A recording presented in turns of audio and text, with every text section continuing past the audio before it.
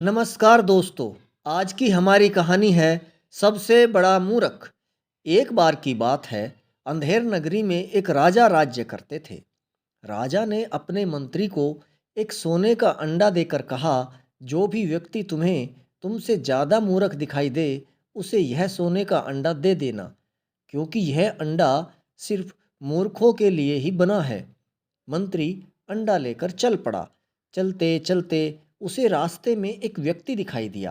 वह घूम घूम कर पेशाब कर रहा था। मंत्री ने सोचा कि इससे बड़ा मूर्ख मुझे नहीं मिल सकता।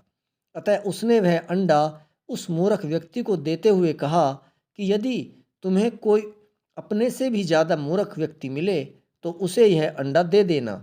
वह व्यक्ति भी अपने से ज़्यादा मूर्ख की तलाश में हर जगह घूमता रहा, पर उसे ऐसा एक भी व्यक्ति न मिला। इस प्रकार कई महीनों तक भटकते हुए व्यक्ति उसी दरबार में जा पहुंचा जिस राजा ने अपने मंत्री को वह सोने का अंडा दिया था। वह व्यक्ति जैसे ही राजा के दरबार में पहुंचा तो वहां पर लोगों की भारी भीड़ लगी हुई थी। पता करने पर मालूम हुआ कि राजा बहुत सख्त बीमार है। उसके बचने की उम्मीद बहुत कम है और वैद्य जी उनकी नब्ज देख रहे हैं। तभी राजा ने सभी लोगों से कहा कि मेरा अंत समय आ चुका है। अब मैं इस संसार को छोड़कर जा रहा हूँ। तभी उस व्यक्ति ने राजा से कुछ पूछने की आज्ञा मांगी। राजा ने कहा, पूछो, मेरा अंत समय निकट है, जल्दी पूछो।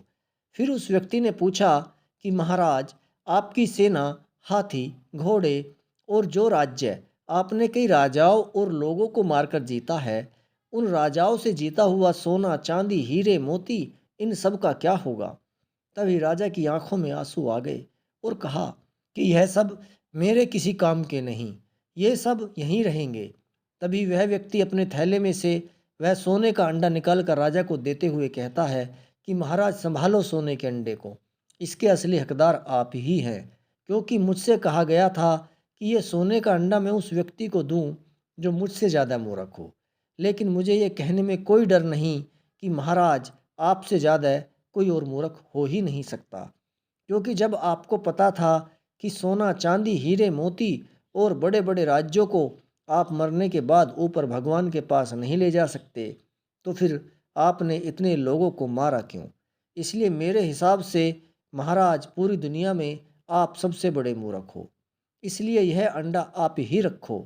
यह कहकर वहाँ से वह व्यक्ति चला गया। तभी राजा अपने अंडे को देखकर रोने लगता है। उसने मन ही मन सोचा कि वास्तव में दुनिया का सबसे बड़ा मूर्ख मैं ही हूँ, क्योंकि मैंने बुरे कर्म तो बहुत किए मगर अच्छा कर्म मैंने एक भी नहीं किया। इस बात का राजा को बहुत ज़्यादा पछतावा होता है।